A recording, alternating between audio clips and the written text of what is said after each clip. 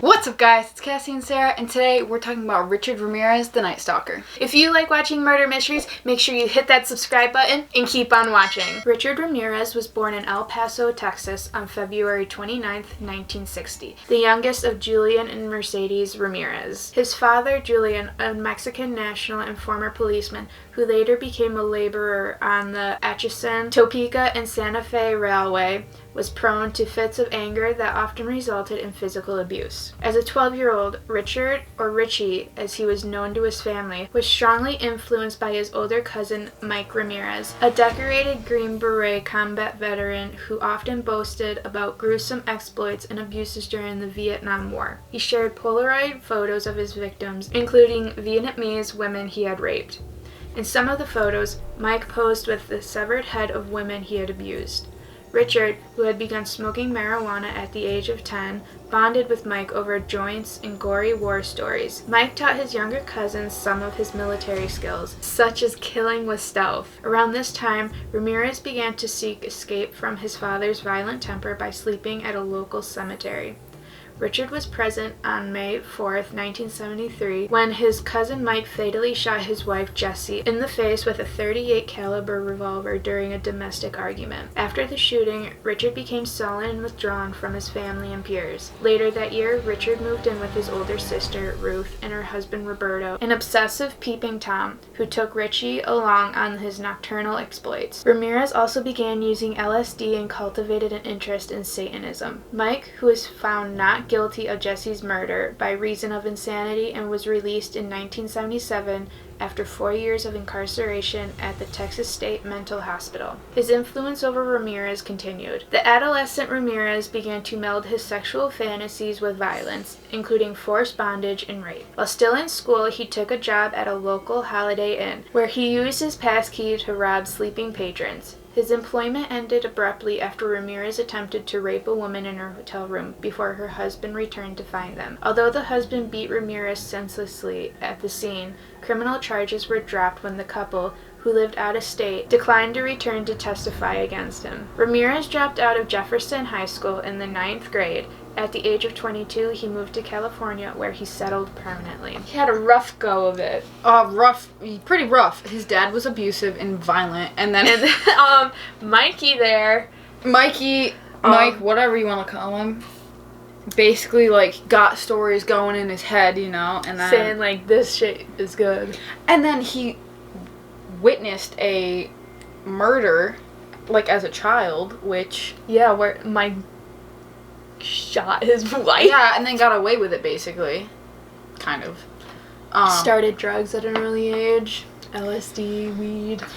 And then he moved in with the peeping Tom, his sister's husband. I can't believe the couple didn't want to come back to testify. I would be I'll be there. That probably could have, that could have changed his entire life and probably every sense. Yeah, and all the murders that follow. Dang you couple. On April 10th, 1984, Ramirez murdered 9-year-old Chinese-American Mei Long in the basement of the hotel where he was living. He raped and beat the girl before stabbing her to death and hanging her body from a pipe. This, Ramirez's first known killing, was not identified as being connected to the subsequent crime spree until 2009, when Ramirez's DNA was matched to a sample obtained at this crime scene. In 2016, officials disclosed evidence of a second suspect, identified through a DNA sample retrieved from the scene, who is believed to have been present at Long's murder. Authorities have not publicly identified the suspect, described as being a juvenile at the time, and have not brought charges due to the lack of evidence. So this is his first supposed. His DNA was matched, so we do know that this was his first victim. Well, victim as in murder.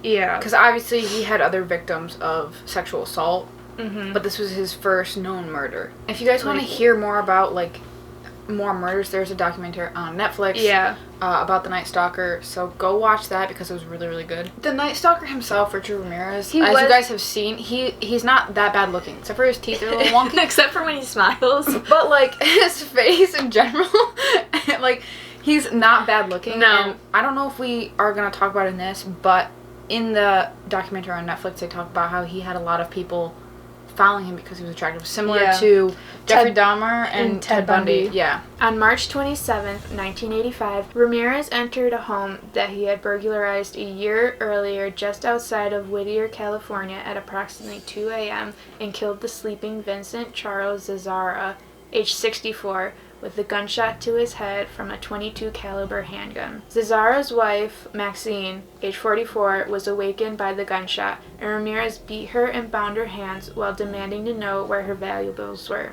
While he ransacked the room, Maxine escaped her bonds and retrieved a shotgun from under the bed, which was not loaded. The angered Ramirez shot her 3 times with a .22, then fetched a large carving knife from the kitchen. He mutilated her body by stabbing her several times, then gouged out her eyes and placed them in a jewelry box, which he left with. The autopsy determined that the mutilations were post-mortem. Vincent and Maxine's bodies were discovered by their son Peter. Ramirez left footprints from a pair of Avia sneakers in the flower beds, which the police photographed and cast.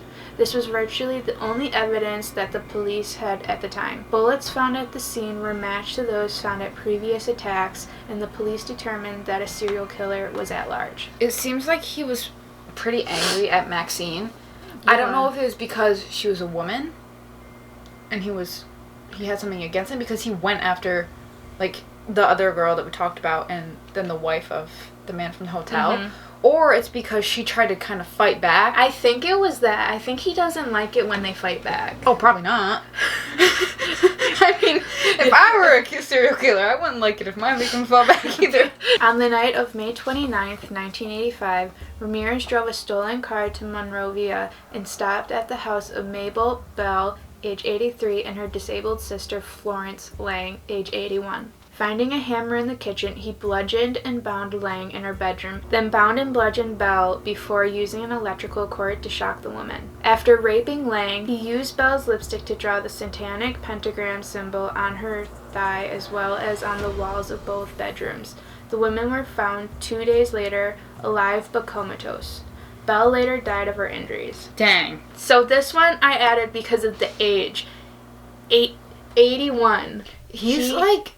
I don't think he really cares at the age now. I think just... whoever he can get. Yeah. So he raped an 81-year-old woman. I think... And she was the one that was disabled, too. Yeah. Like, that is, like, so sad to me. I mean, all of it's sad, but that's, like... Because then she had even less of a chance. Yeah. To, like, protect herself, probably. I don't know, like, how she was disabled. Mentally disabled, physically disabled, I don't know. On July 5th, 1985, Ramirez broke into a home in Sierra Madre and bludgeoned 16-year-old Whitney Bennett with a tire iron as she slept in her bedroom. After searching in vain for a knife in the kitchen, Ramirez attempted to strangle the girl with a telephone cord. He stated that he was startled to see electrical sparks emanate from the cord, and when his victim began to breathe, he fled the house believing that Jesus Christ had intervened and saved her. Bennett survived the savage beating, although 478 stitches were required to close the lacerations to her scalp. Not only is he changing all the ages, but he keeps, like... He doesn't have one way of killing people. So he's shooting them, he's strangling them, he's stabbing them. He's, like, bludgeoning them. Yeah. But this one I found interesting because of the sparks. He thought Jesus intervened. But if he's a Satanist... I know. And something like that happens, he's probably... Like, that's gonna freak him out. Yeah, so he's like, I'm deucing out of here. I'm like, skirting out of here. Ramirez, who had been following the media coverage of his crimes, left Los Angeles and headed to San Francisco. On August 18th, 1985, he entered the home of Peter and Barbara Pan.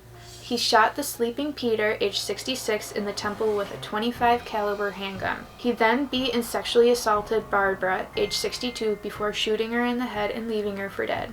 At the crime scene, Ramirez used lipstick to sprawl a pentagram and the phrase, "Jack the Knife," on the bedroom wall. When it was discovered that the ballistics and shoe print evidence from the Los Angeles crime scenes matched the Pan crime scene, San Francisco's then mayor Dianne Feinstein divulged the information in a televised press conference. This leak angered the detectives in the case, as they knew the killer would be following media coverage, which gave him opportunity to destroy crucial forensic evidence. Ramirez, who had indeed been watching the press, dropped his size 11.5 AV VVS sneakers over the side of the Golden Gate Bridge that night. He remained in the area for a few more days before heading back to the Los Angeles area. I know I watched the documentary, but I don't remember like what they said about why he wrote Jack the Knife. Yeah, I don't really understand that. I don't understand it either. Nothing. It didn't divulge in anything about Jack the Knife. And his name's not Jack, so I don't know. But then this one story or whatever is like super important because of the sneakers. The sneakers were like such a big deal because they finally like were starting to track who the sneakers like belonged to and like where they were shipped from and where they shipped to and all that stuff. So when obviously he got rid of them, that kind of threw a lot out the window for them, and they kind of not had to completely start over, but that was like their main. That was their main. I think that they were grasping piece of evidence that they connect them. Yeah. After this encounter, Ramirez broke into the house of Bill Carnes, age 30, and his fiancée, Inez Erickson, age 29, through a back door. Ramirez entered the sleeping couple's bedroom and awakened Carnes when he cocked his .25 caliber handgun. He shot Carnes 3 times in the head before turning his attention to Erickson. Ramirez told the terrified woman that he was the Night Stalker and forced her to swear she loves Satan as he beat her with his fists and bound her with neckties from the closet. After stealing what he could find, Ramirez dragged Erickson to another room before raping her. He then demanded cash and more jewelry and made her swear on Satan there was no more. Before leaving the home, Ramirez told Erickson, "Tell them the Night Stalker was here." Erickson untied herself and went to a neighbor's house to get help for her severely injured fiancé. Surgeons removed 2 of the bullets from his head, and he survived his injuries. He purposely dragged her to a different room just to rape her. Why? Like, if it was... I don't know. You know what I mean? Like, why not... Maybe to spread the crime scene through that house? Maybe. I just think it's strange. Like, if he shot Carnes and he assumed he was probably dead... would be my guess. If you shot somebody 3 times in the head, you know. And then, I don't know why he wouldn't just rape her there. I don't know. Erickson gave a detailed description of the assailant to investigators, and police obtained a cast of Ramirez's footprints from the Romero house.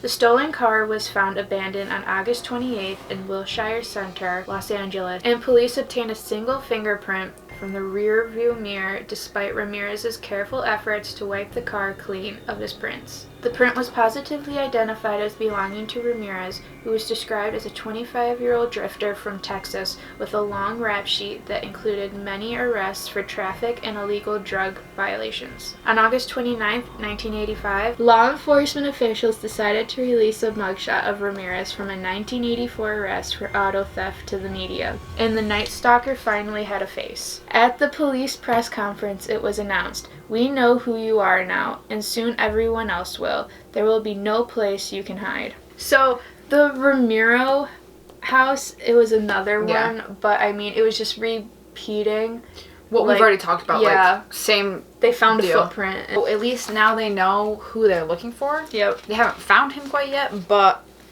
now they have an idea. On the night of June 27th, 1985, 32-year-old Patty Higgins was murdered in her Arcadia home. The crime was not discovered until July 2nd, when she did not show up for work.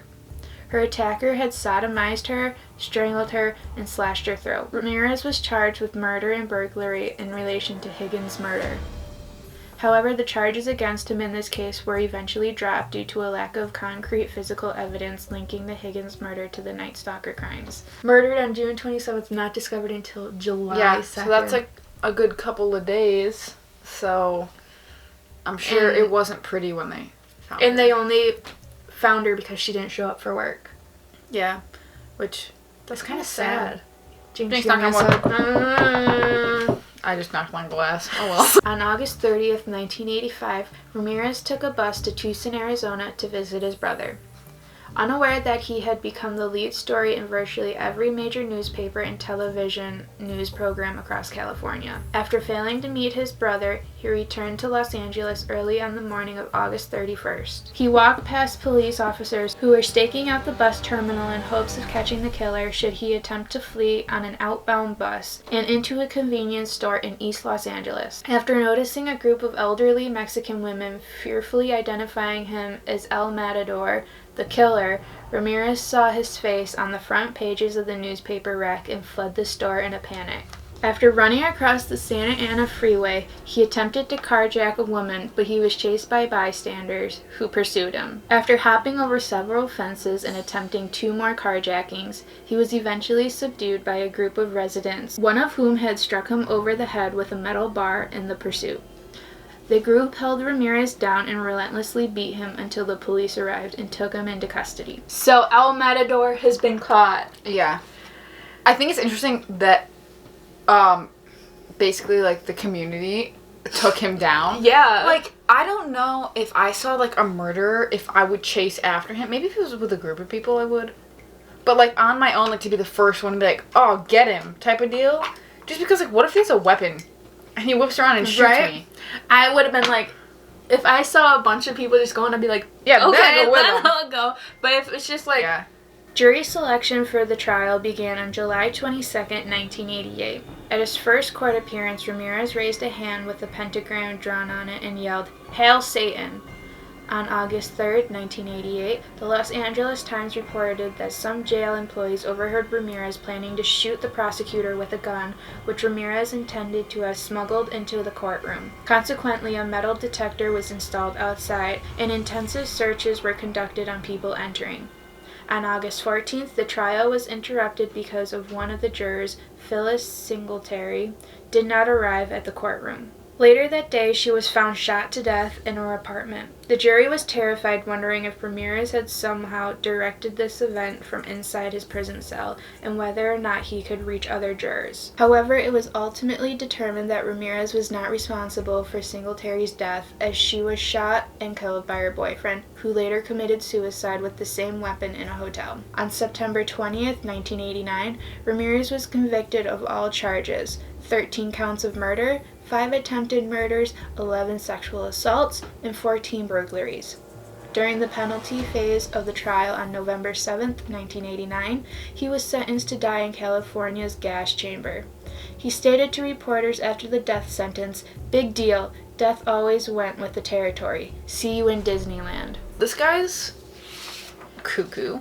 For Cuckoo Puffs. I would have, like, I think enjoyed, like, being at the trial. Yeah. Like, to see this. Like, this guy was literally like, Hail Satan. Like, that's crazy. And then when they were like, okay, you're gonna die in the gas chamber, he's like, alright, see you in Disneyland. Yeah.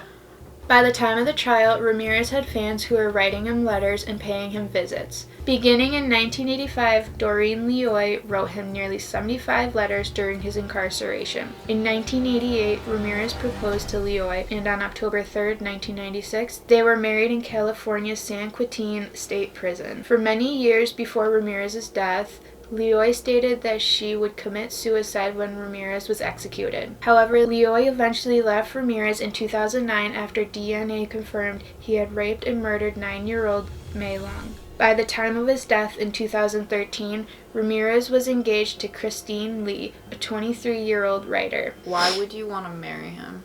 I don't know, like, maybe... I understand that, like, if they're attracted to him and whatever, but at the same time, like, he's been convicted of 13 murders.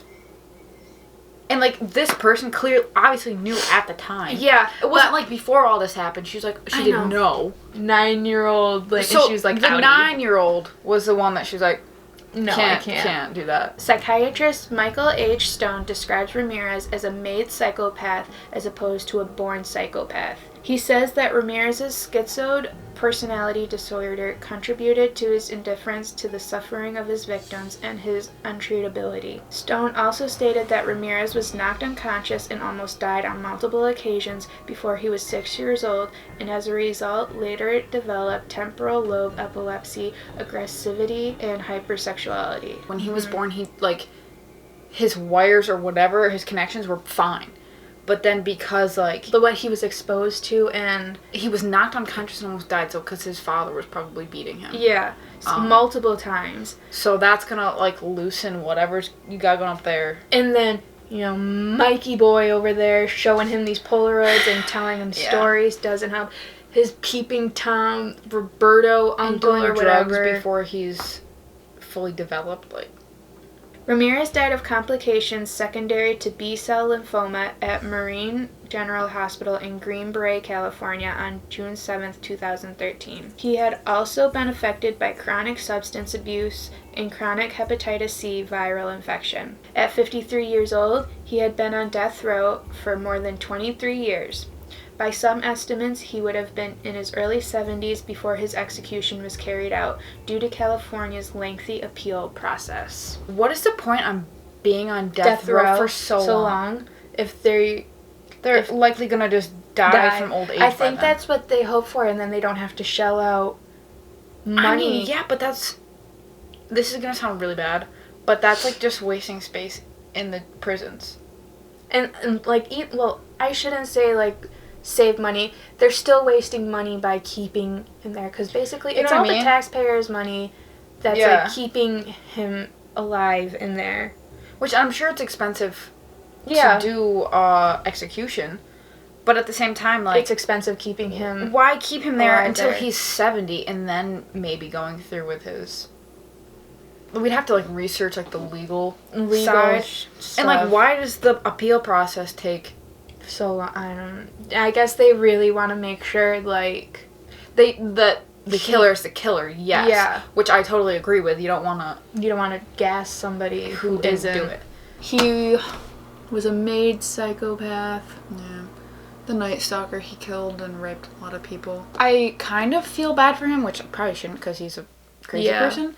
But like, I feel bad that he didn't really have a choice. Yeah, he was subjected to all this crap. It wasn't like when he was older, he started being like, oh, let me really get into this. It was more like he didn't have a choice when he was a child, which sucks because he could have like been so different. He could have like had a family. He could have been an average Joe. Yeah, he could have made changes to society. And we hope that you enjoyed the story of Richard Ramirez, the Night Stalker. Subscribe, turn on your post notifications so you know when we post a video. And make sure you like and comment on this video so we know that you guys are enjoying our videos and that you are enjoying how we're doing things. Leave a comment on other people you want us to talk about.